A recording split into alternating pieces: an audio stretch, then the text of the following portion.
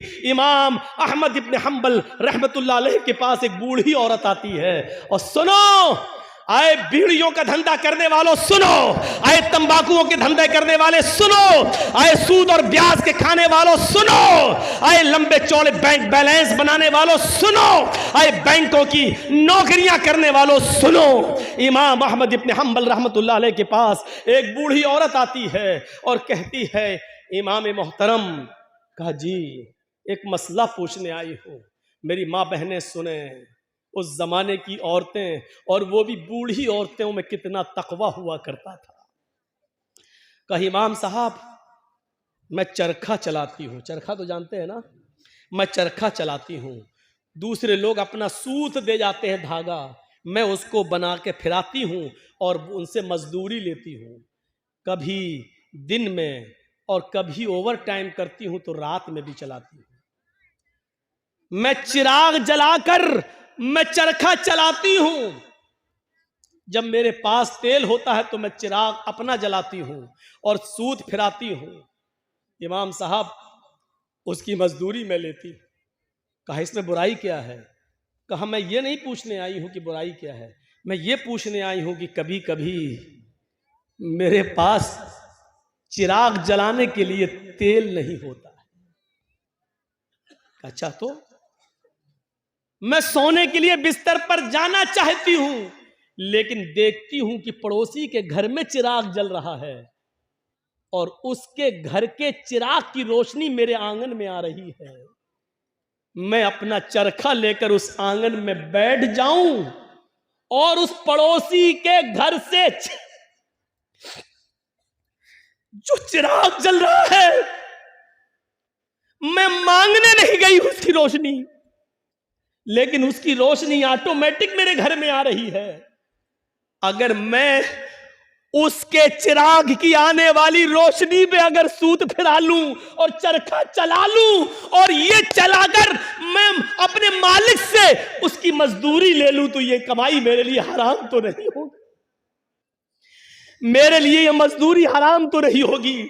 मैंने चोरी नहीं की है, मैंने उससे चिराग में का तेल नहीं मांगा है, उसके घर में चिराग जल रहा है और उसकी रोशनी मेरे घर आ रही है, उसकी रोशनी मेरे घर आ रही है। अगर मैं उसकी रोशनी में सूत फिरा लूं और इसकी मजदूरी में ले लूं तो ये मेरे लिए हराम तो नहीं होगी? ये खाकर कहीं मैं अजाब कब्र की मुस्तहिक तो नहीं बनूंगी, कहीं मैं जहन्नम में तो नहीं जाऊंगी? अहमद इब्न हम्बल रहमतुल्लाह अलैह फरमाते हैं, खातून माँ तेरे सवाल ने अहमद इब्न हम्बल के इल्म को आज शर्मिंदा कर दिया। काबे के रब की कसम, तेरे इस मसले का जवाब अहमद इब्न हम्बल के पास नहीं है। कहने लगी इमाम साहब फिर आपसे बड़ा आलिम इस बस्ती में कोई है ही नहीं, फिर मैं ये किससे मसला पूछूं? उन्होंने कहा सुन मेरी माँ, जहां तक कयास का नतीजा है, कयास का तकाजा है, तो जहां तक मेरा इल्म है मैं उस इल्म की रोशनी में कयास लगाकर अंदाजे से ये कह सकता हूं कि इसमें कोई हर्ष तो नहीं लग रहा है। क्यों? क्योंकि तू मांगने नहीं जा रही है, वो अचानक आ रही है। तेरे घर में भी दीवार नहीं है और उसके घर में भी कोई दीवार नहीं है और उसके चिराग की रोशनी आ रही है तेरे घर, तो इसमें तेरा क्या कसूर है? बज़ाहिर तो इसमें कोई बुराई नहीं लग रही है, लेकिन अगर तुम्हारा दिल आमादा नहीं है तो मेरी माँ इससे भी बच जाओ तो बेहतर है, इससे भी परहेज कर लो तो बेहतर है, इससे भी, क्योंकि वो है तो दूसरे ही की रोशनी, है तो दूसरे ही की रोशनी। बहरहाल अगर तुम इससे भी परहेज कर लो तो ये ज्यादा बेहतर है तुम्हारा। जब वो औरत वहां से जाने लगी बुढ़िया, तो इमाम अहमद इब्न हम्बल ने लोगों से पता लगवाया कि ये किसकी बेटी है, इसके बाप का क्या नाम था। बताया होगा किसी ने कुछ जो मेरे जहन में नहीं रहा। अहमद इब्न हम्बल फरमाते हैं कि आज के ज़माने में ऐसी बूढ़ी औरतें मौजूद हैं, ज़रूर इसका बाप कोई आलिम कुरान होगा, आलिम हदीस होगा, क्योंकि ऐसी तरबियत अपनी औलाद के अंदर कोई बड़ा आलिम ही पैदा कर सकता है। बुढ़ापे की इस दहलीज पर पहुंचकर भी इस औरत की हालत यह है, इस बुढ़िया की हालत यह है कि पड़ोस से आने वाली रोशनी में भी, उस चिराग की रोशनी में भी चरखा चलाने के बारे में सोच रही है कि ये चरखा चलाएंगे तो ये कमाई मेरे लिए हलाल होगी या हराम। तब ऐसे लोगों की नमाजें अर्श से टकराएं और अल्लाह कबूल ना करे, ऐसा हो ही नहीं सकता है। मेरे भाइयों, इधर हम नमाज पढ़ के निकलते हैं, जो मैं सर बसजदा हुआ जमी पर तो आसमां से आने लगी ये निदा, तेरा दिल तो है सनम आशना, तुझे क्या मिलेगा नमाज। एक हमारा तकवे का हाल ये है, एक हमारी परहेजगारी का हाल यह है कि यहां से निकले नमाज पढ़ के, मालिकी यौमिद्दीन, तू कयामत के दिन का पूरा पूरा मालिक है। इय्याका नअबुदु व इय्याका नस्तईन, तेरी ही इबादत करते हैं, तुझसे ही मदद मांगते हैं। इहदिनस सिरातल मुस्तकीम, जो सीधा रास्ता उस पे चला तमाम बुरे रास्तों से बचा ले। यहां ये दुआ मांग के हटे, सलाम अलैकुम व रहमतुल्लाह, सलाम अलैकुम व रहमतुल्लाह। जैसी सलाम फेरा और मस्जिद के बाहर निकलते ही जेब में बीड़ी रखी है निकाली और माचिस जलाई और सूरह दुखान की तिलावत शुरू, धुआं धक्कड़ शुरू। अभी 10 मिनट भी नहीं हुए ये कहते हुए कि इहदिनस सिरातल मुस्तकीम, आय अल्लाह हमको सीधे रास्ते पे चला, आय अल्लाह गंदे और गलत रास्तों से हमारी हिफाजत फरमा। अब ये दुआ मांगे हुए 10 मिनट भी नहीं हुए और यहां आकर ये है हमारी इबादतों का और हमारी नमाजों का हाल। मेरे भाइयों, जायजा लो, इमाम अहमद इब्न हम्बल के पास जो बूढ़ी औरत आती है, उस औरत के सवाल से जरा इबरत हासिल करो कि हमारी इबादतें अल्लाह के यहां कबूल हो भी रही होंगी या नहीं हो रही होंगी। सोचो तो सही, गौर तो करो। मेरे भाइयों, यहां आदि इब्ने उमैर है, जंग बदर में गिरफ्तार करके लाए जाते हैं। आदि इब्ने उमैर है, गिरफ्तार करके लाए जाते हैं, पकड़ के लाए जाते हैं, पैरों में बेड़ियां डाल दी जाती हैं। ये आदि इब्ने उमैर मुसाब इब्ने उमैर के भाई हैं, भाई मोमिन है और आदि काफिर है। मुसाब सहाबी और आदि काफिर, दोनों भाई हैं, सगे भाई हैं। अल्लाह के नबी सल्लल्लाहु अलैहि वसल्लम ने फरमाया कि जो गिरफ्तार करके काफिर लाए गए उनके पैरों में बेड़ियां डाल दो। आदि के पैरों में जब बेड़ियां डाली जाने लगी तो मुसाब इब्ने उमैर वहीं खड़े हो गए और जो उनके पैरों में बेड़ियां डाल रहा था सहाबी, आदि इब्ने उमैर के पैरों में वहीं खड़े होकर मुसाब इब्ने उमैर कहने लगे, आए सहाबी अपने दोस्त से, आए दोस्त, इसके पैरों में बेड़ियां जरा टाइट डालो, यहां से कस दो, मैं इसको अच्छी तरीके से जानता हूं, ये लॉक तोड़ने में, जंजीर तोड़ने में बड़ा माहिर है, यहां से टाइट कर दो वरना ये तोड़ के भाग जाएगा।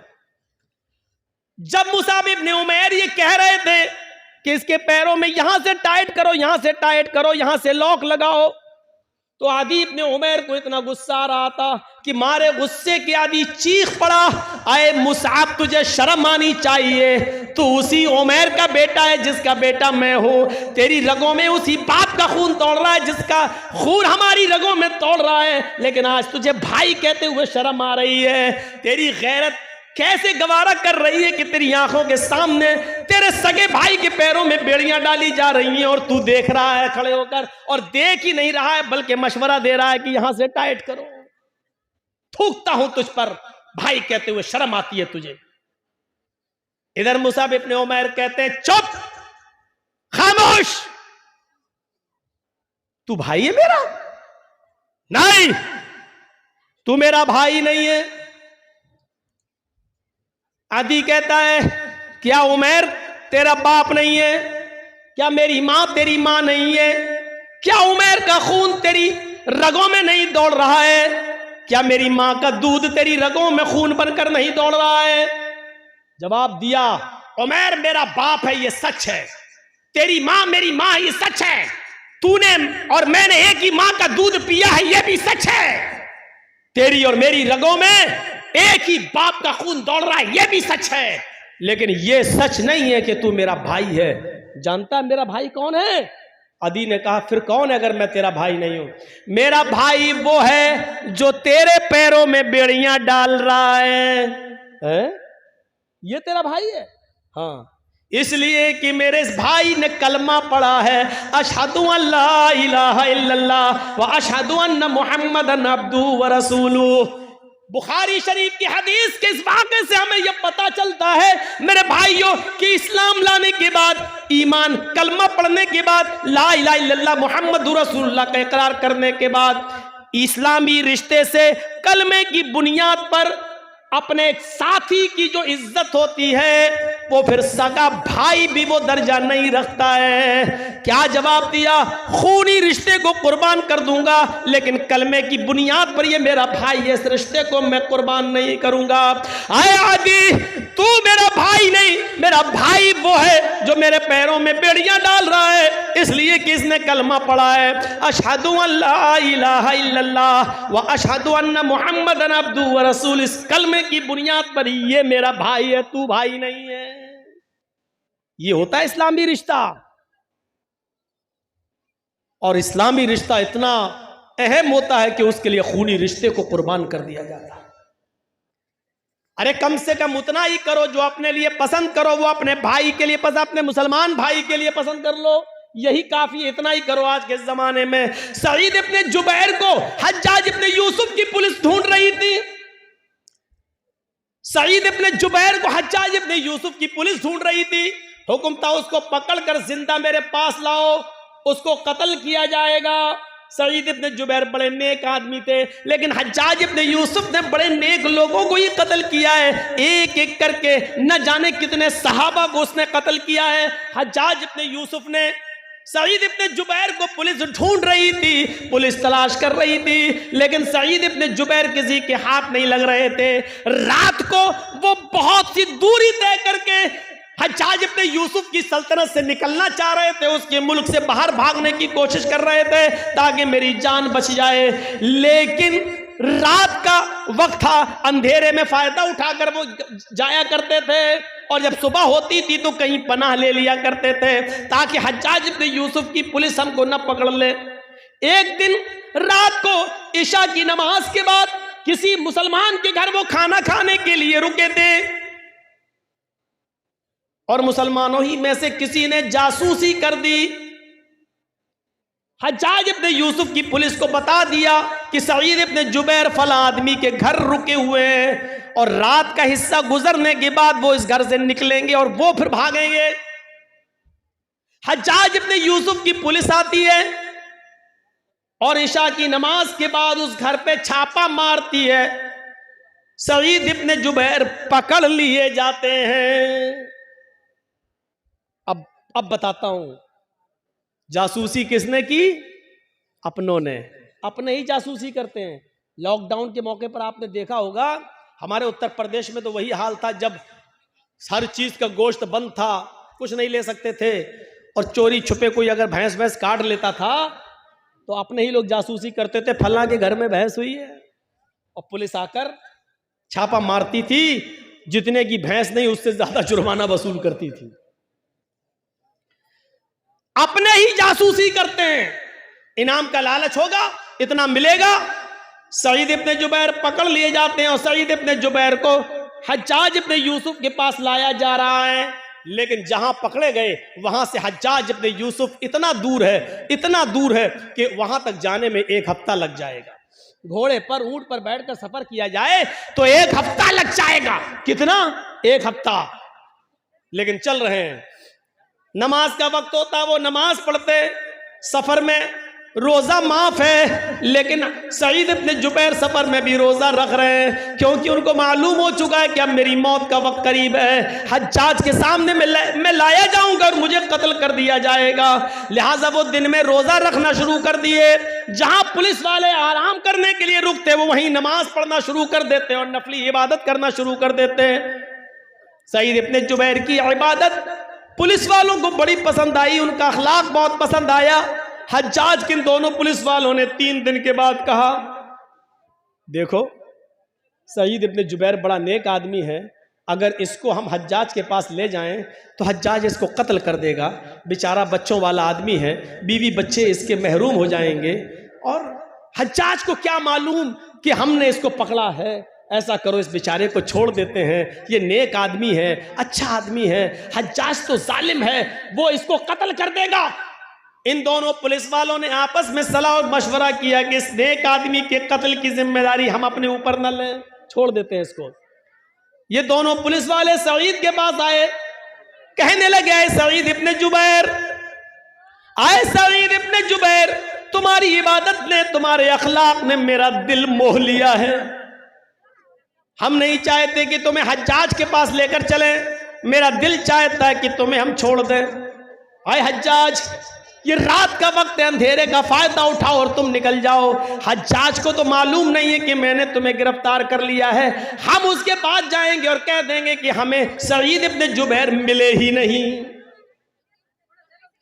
सईद इब्ने जुबैर ने कहा, तुम्हारी बड़ी मेहरबानी, मैं कसीरुल अयाल हूँ, मेरे बच्चे ज़्यादा हैं, मेरी बीवी है, बच्चों का बोझ है मेरे ऊपर, अगर तुम मुझे छोड़ रहे हो तो ये तुम्हारा रहमो करम है मेरे ऊपर। अच्छा है, छोड़ दीजिए भाई, मैं आपका ये एहसान कभी भूलूंगा नहीं। उन्होंने कहा, एहसान की क्या बात है, आप मुजरिम नहीं हैं, हज्जाज आपका दुश्मन है, वो आपको कत्ल करना चाहता है, जाओ। आए सईद, मैंने तुम्हें छोड़ दिया है, जाओ चुपके से, जाओ, निकल जाओ। सईद इब्ने जुबैर बड़े खुश होते हैं कि मुझे हज्जाज के पुलिस वालों ने छोड़ दिया, लेकिन उनकी खुशी ज्यादा देर तक न रही। वो थोड़ी दूर तक आगे गए होंगे, जैसे यहां से मौजमपुर बस आता स्टैंड, 1 किलोमीटर तकरीबन गए होंगे, मुश्किल से 1 किलोमीटर गए होंगे, और जाने के बाद वहां कुछ सोचने लगते हैं और सोचकर फिर वहां से वापस आते हैं। 1 किलोमीटर गए, लेकिन कुछ उनके दिमाग में आया और वहां से सोचकर वो फिर लौटे आए, और लौट कर आने के बाद उन दोनों पुलिस वालों के पास आ गए और कहने लगे, अरे हज्जाज इब्ने यूसुफ के पुलिस वालों, मुझे हज्जाज के पास ले चलो, मैं भाग कर, छिप कर भागना नहीं चाहता, मुझे हज्जाज के पास ले चलो। पुलिस वालों ने कहा, तुम्हारा दिमाग खराब है सईद, हज्जाज तुम्हारी जान का दुश्मन है, तुम्हें कत्ल कर देगा। कहा, वो मैं जानता हूं कि वो मुझे कत्ल करेगा, फिर का इसके बावजूद मैं उसके सामने जाना चाहता हूं। पुलिस वाले कहते, हज्जाज, आए सईद, बेवकूफी मत करो, मैंने तुम्हें छोड़ दिया, फिर तुम क्यों आए। सईद इब्ने जुबैर रोते हैं और रोते हुए कहते हैं, आए पुलिस वालों, तुम्हें नहीं मालूम, जिस आदमी ने मेरी जासूसी की और तुम्हें यह बताया कि मैं इस घर में छिपा हूं, वो तो कहीं ना कहीं से देख ही रहा होगा, उसको तो यह मालूम ही होगा कि तुम दोनों ने मुझे गिरफ्तार कर लिया है, मुझे पकड़ लिया है। वो आदमी हज्जाज को यह खबर दे देगा, इन दोनों पुलिस वालों ने सईद को गिरफ्तार कर लिया। आए पुलिस वालों, अगर हज्जाज को यह पता चल गया कि तुमने मुझे पकड़ लिया था और फिर छोड़ दिया,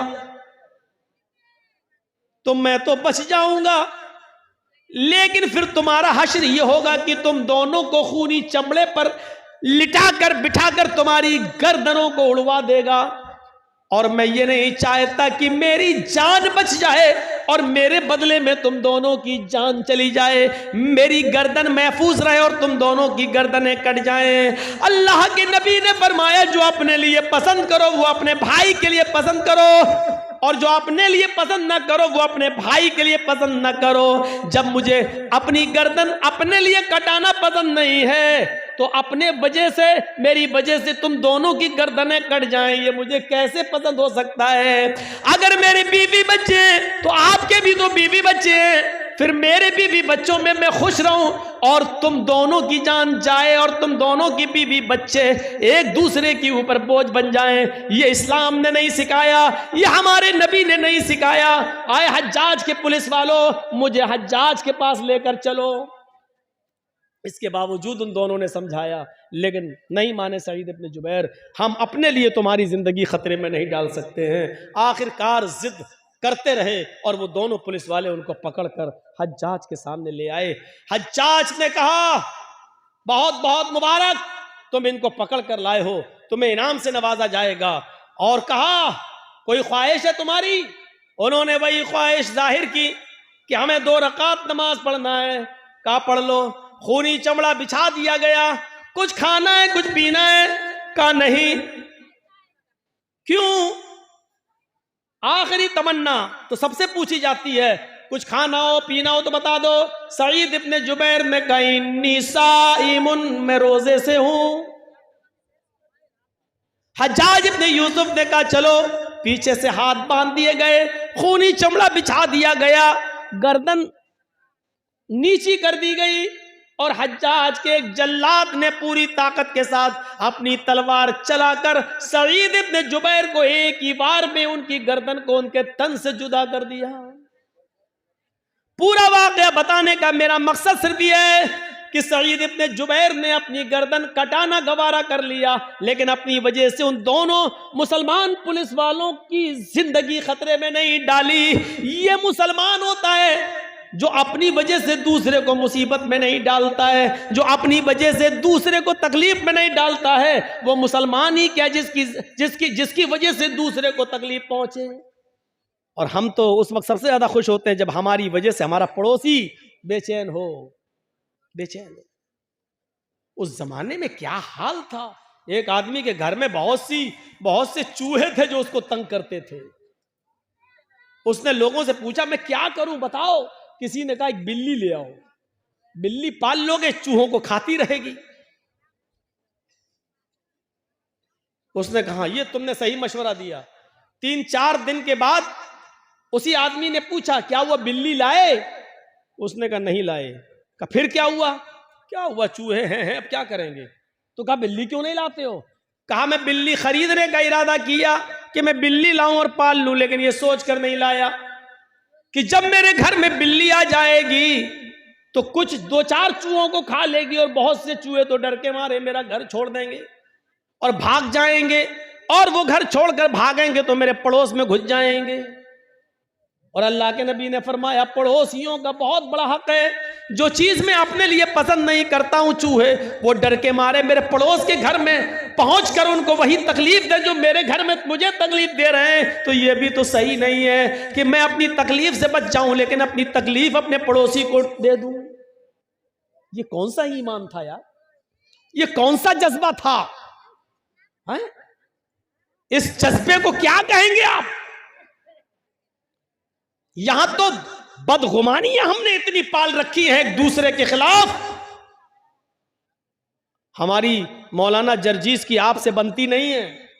अब हमें नहीं देखना चाहते, हम आपको नहीं देखना चाहते, गुस्सा घर में ही हो। अब आपने हमारे खिलाफ बहुत कुछ पाल लिया है, अपने दिमाग में रख लिया है। अब आपका जहन वही कहेगा जो आपके दिमाग में है। अब मौलाना जर्जीस चाहे कितना अच्छा काम कर रहे हो लेकिन आपको बुरा लगेगा। अब जर्जीस साहब नमाज पढ़ के निकलेंगे तो आप क्या कहेंगे, देखो 9 से चूहे खा के बिल्ली चली हज का, कितना बड़ा मुल्ला बना फिर रहा है। अच्छी तकरीर करेंगे तो कहीं देख कैसे दिखावा कर रहा है। क्यों? क्योंकि आपके दिमाग में मेरे ताल्लुक से वही भरा है। आप घर की छत पर खड़े हैं, मैं मस्जिद से निकल कर नमाज पढ़ के निकला हूं और मैं जबान में बोलता हुआ बड़बड़ाता हुआ जा रहा हूं, सुभान अल्लाह अल्हम्दुलिल्लाह, सुभान अल्लाह अल्हम्दुलिल्लाह, मुंह चल रहा मेरा। और आपकी नजर मेरी नजर से मिल गई, आप घर की छत पे खड़े हैं, मेरे होंठ हिल रहे हैं और मैंने आपको देख लिया और आपने छत पे देखा ये होंठ हिल रहे हैं, तो आप समझेंगे ये कमीना मुझे गाली दे रहा है। ये बदगुमानी है। यही कुरान कहता है, या अय्युहल्लज़ीना आमनुज्तनिबू कसीरम मिनज़्ज़न्न इन्न बअज़-ज़न्नि इस्म। मोमिनो, ईमान वालों, एक दूसरे के बारे में ज्यादा बुरे गुमान मत किया करो। बाज गुमान इंसान को गुनाहगार बना देते हैं। एक लड़की हेडफोन लगाकर चली जा रही है, बातें करती हुई जा रही है। उधर चाय की दुकान पे लड़के बैठे हैं, कहते हैं देखो बॉयफ्रेंड से बात करती हुई जा रही है। यही है बदगुमानी। हो सकता है कि वो अपनी माँ से बात कर रही हो, हो सकता है कि वो हॉस्पिटल जा रही हो और उसका बाप बीमार हो, वो अपने भाई से अपने बाप की दवाओं के बारे में पूछ रही हो। हाँ, ये भी हो सकता है कि वो बॉयफ्रेंड से बात कर रही हो। लेकिन हमें अच्छा सोचने का हुक्म दिया गया है, बदगुमानी से हमें रोका गया है कि या अय्युहल्लज़ीना आमनुज्तनिबू कसीरम मिनज़्ज़न, ईमान वालो तुम ज्यादा गुमान मत किया करो, ज्यादा बदगुमानियों से बचो। इन्न बाज़ बहुत बाज़ बदगुमानियां इंसान को गुनाहगार बना देती हैं।